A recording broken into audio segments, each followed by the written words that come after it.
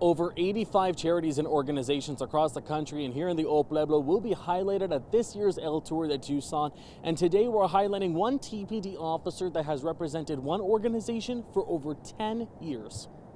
Writing for something larger than yourself often gives you more energy. It gives you more intensity to get up each morning, even if you don't feel like it. But now you're doing it for somebody else, and it makes it easier for you to work towards that goal. And if that goal is finishing a 1,400-mile ride, or if that goal is riding El Tour for your first time, it gives you that added benefit.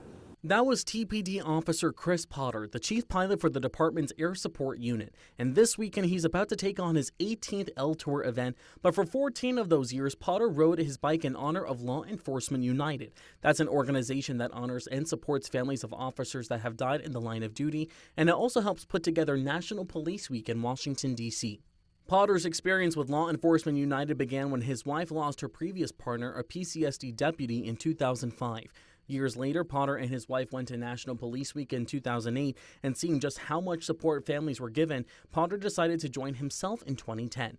This year, he's riding with two people whose father died in the line of duty, and Potter says that without cycling, their lives could have taken a different turn.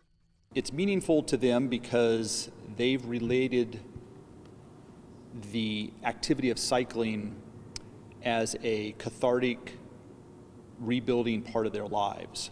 So when they feel the stresses of growing up without their father, speaking about the trauma that led to their father's death, they've used cycling over the years as a means of rehabilitation, recovery, and enabled them not only to survive the trauma, but to thrive from it.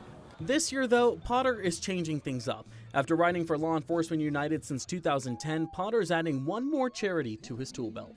Ronald McDonald House reached out to the Tucson Police Department and asked if any of the officers on the department would be willing to participate on behalf of the Ronald McDonald House and the Tucson Police Department while riding in El Tour this year.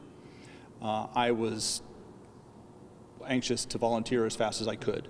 The charity opened up its Tucson location on February 14th back in 1981. The main mission is to support families whose children are undergoing intense medical care. Instead of forcing parents and guardians to endure the high cost of finding hotels, food, and more while their kids are in the hospital for an extended amount of time, the charity takes all that worry away. And for Potter, having gone through a family emergency before, the help the charity offers is crucial. I almost lost my son when he was 16 years old in a fatal car accident. I had to spend nearly 2 months down at Banner Hospital, and I have a clear understanding that if I hadn't had the family network, if I hadn't had the resources here in town because I live here, it would have been near impossible for me to do that if I lived in a satellite community around Tucson. The financial responsibility and the logistics of a family trying to stay here for their loved one, their child that's going through a life-threatening situation, would be impossible if it wasn't for an organization like Ronald McDonald House to step in and say, we've got you. El Tour de Tucson was able to raise $6 million last year for organizations, so of course organizers are trying to beat that goal this year and raise a whole lot more. For folks interested in heading down, El Tour kicks off on Saturday at 7 a.m. Of course, you can head on down, cheer on your loved ones participating in the event or one of the over 85 charities being represented at this year's El Tour de Tucson. Reporting near Granada and Cushing, Andres Rendon, 13 News.